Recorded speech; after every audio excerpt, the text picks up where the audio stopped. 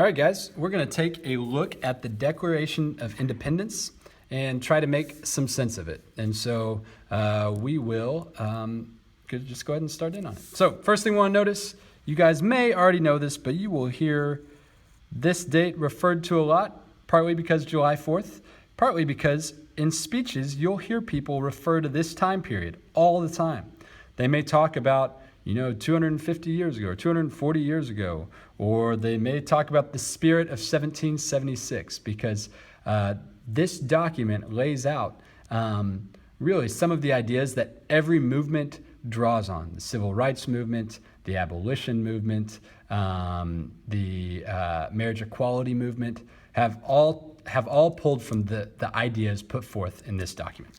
Okay, so we're going to go ahead and start in on it. The unanimous declaration of the 13 United States of America, so a lot less states at that time. And at this time, they're basically declaring them states. They've been colonies, right? So that's actually significant. They've been British colonies.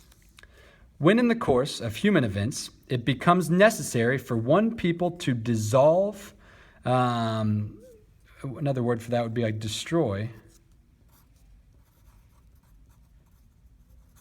the political bands, just think connections.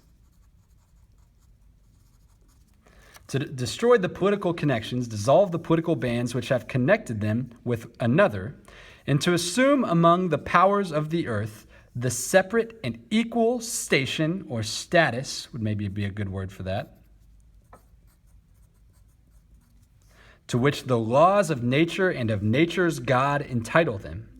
A decent respect to the opinions of mankind requires that they should declare the causes which impel them to the separation.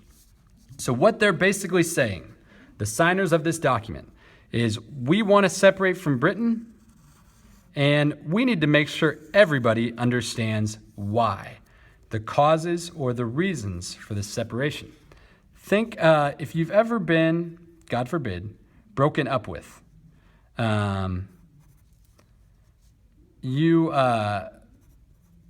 You probably have always wanted a reason. If someone just said, I want to break up with you, and you're like, oh, why? And I just want to break up with you. You're like, what? What did I do? What did I do? Was I too clingy?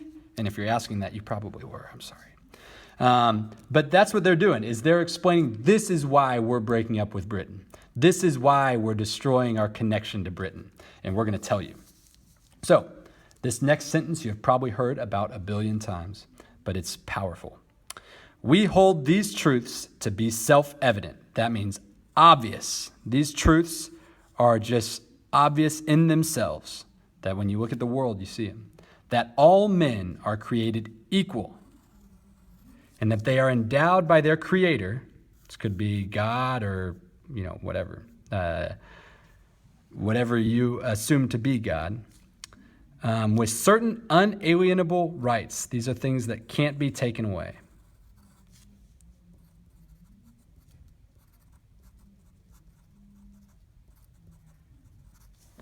That among these are life, liberty, and the pursuit of happiness. You may hear this a lot, even when we talk about all the marriage equality things and people who are fighting for equal rights today, is that we're all entitled to the pursuit of happiness. And we're entitled to that because of these men that signed this document 240 years ago. I really hope my math's right on that. And that to secure these rights, governments are instituted among men. So if you've ever wondered, hey, what is the point of government? At least in our country, we've agreed the point of government is to provide people with life, liberty, and the pursuit of happiness. And so we get more specific with that purpose of government and how the government provides those things for us. But our first document as a country says this is why governments are instituted among men, to provide life, liberty, and the pursuit of happiness. Deriving means getting their powers, their just powers, from the consent of the governed.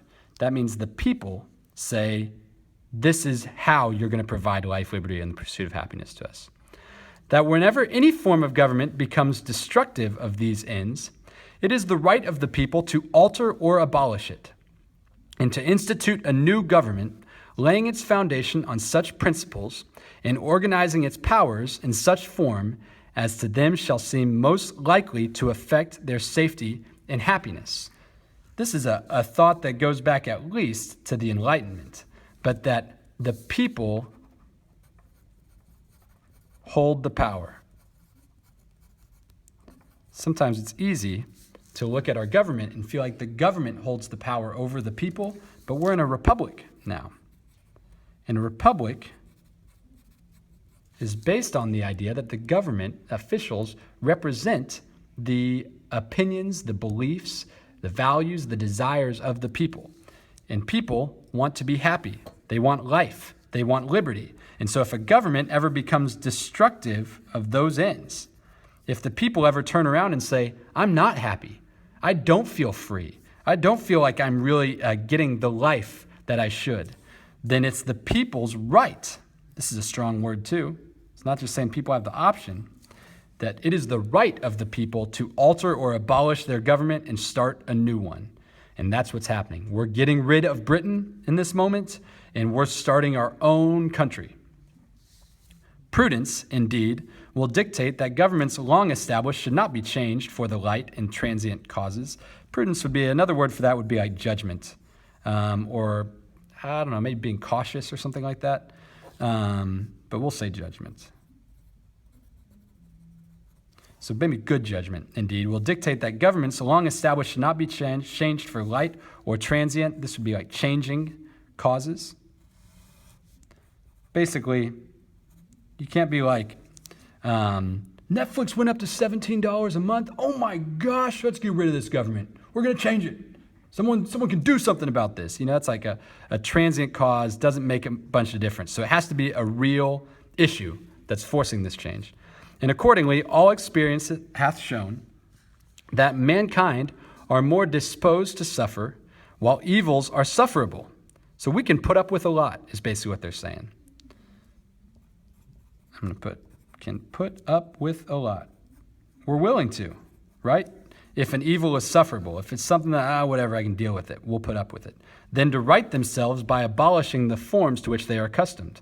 Basically, I'm not going to get rid of the government for something that's not a big deal. But when a long train or a long line of abuses and usurpations, this is taking power from someone, pursuing invariably the same object evinces a design to reduce them under absolute despotism. This is kind of like tyranny, basically, people not having any say.